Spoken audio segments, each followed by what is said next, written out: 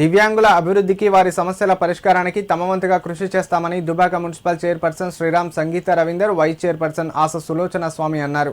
సిద్దిపేట జిల్లా దుబాక పట్టణంలోని పెద్దమ్మతల్లి దేవాలయం వద్ద VHPS దుబాక నియోజకవర్గ దివ్యాంగుల ఆధ్వర్యంలో మున్సిపల్ చైర్పర్సన్ శ్రీరామ్ సంగీత రవీందర్, వైస్ చైర్పర్సన్ ఆస సులోచన స్వామి, కౌన్సిలర్ దేవుని రాజును దివ్యాంగులు శాలువాతో ఘనంగా సన్మానించారు. ఈ సందర్భంగా వారు మాట్లాడుతూ VHPS దుబాక నియోజకవర్గం దివ్యాంగులు తమను సత్కరించడం ఎంతో సంతోషంగా ఉందన్నారు. ఈ సందర్భంగా వారు పలు సమస్యలు తమ దృష్టికి తీసుకురావడం జరిగిందని, వాటిని ఎమ్మెల్యే కొత్త ప్రభాకర్ రెడ్డి సహాయ సహకారాలతో పరిష్కరించేందుకు కృషి చేస్తామన్నారు. ఈ సందర్భంగా VHPS ఉమ్మడి మెదక్ జిల్లా కోఆర్డినేటర్ శంకర్ నూతనంగా ఎన్నికైన Dubbaka municipal chairperson, vice chairperson, కౌన్సిలర్లను సన్మానించి తమ సమస్యలను వారికి తెలపడం జరిగిందని, వాటి పరిష్కారానికి కృషి చేయాలని కోరారు. ఈ కార్యక్రమంలో బీఆర్ఎస్ నాయకులు పరస కృష్ణ, VHPS జిల్లా అధ్యక్షులు కనకరాజు, నాయకులు రాజేశ్వరరావు, లక్ష్మణ్, షాదుల్ పలువురు పాల్గొన్నారు. మనము ఇక్కడ చూశాను, చాలా బాధగా ఉంది. కొందరికి పింఛన్లు రాలేదంటున్నారు, చాలా బాధపడుతున్నారు. వాళ్ళకు అన్ని రకాలుగా సహకారము ఉండాలంటే మన ఎమ్మెల్యే గారి సహకారంతో అన్ని రకాలుగా సహకారం చేస్తానని తప్పకుండా ఎమ్మెల్యే గారి దృష్టికి తీసుకెళ్తానని చెప్తున్నాను. తప్పకుండా తీసుకెళ్తాను.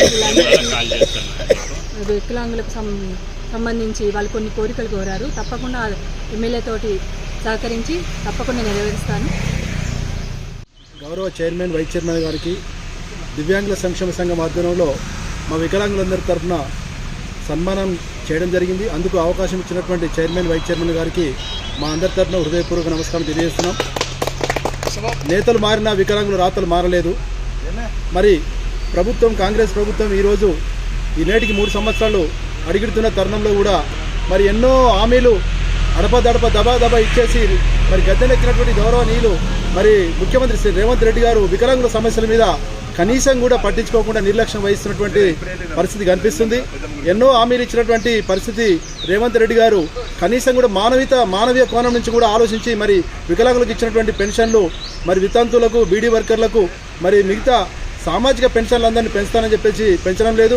అదేవిధంగా మరి అన్ని రకాలుగా వికలాంగులకు ప్రజా ఉపయోగ కేంద్రాలలో కూడా కనీసం ఫ్లోర్ వాకర్స్ కూడా ఆఫీసుల కార్యాలయాలకు వెళ్ళి మరి సమస్యలు చెప్పుకుందామంటే కూడా నడవలేని పరిస్థితులు ఉన్న వాళ్ళకు కూడా సరైన వసతులు కల్పించడం లేదు.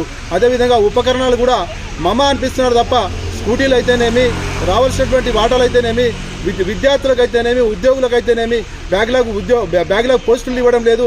విద్యార్థులకు ఉపకార వేతనాలు ఇవ్వడం లేదు. మరి అదేవిధంగా ఇందిరమ్మ పథకంలో మరి వికలాంగులు ఉంటారు, అన్నదమ్ములు కానీ మరి తల్లిదండ్రులు కానీ భారమైనటువంటి ఒక వికలాంగునికైనా ప్రభుత్వమే ఖచ్చితంగా మరి ఆ డిపార్ట్మెంట్ తరఫున కూడా గృహ నిర్మాణం చేపట్టి ఇవ్వాల్సిందిగా డిమాండ్.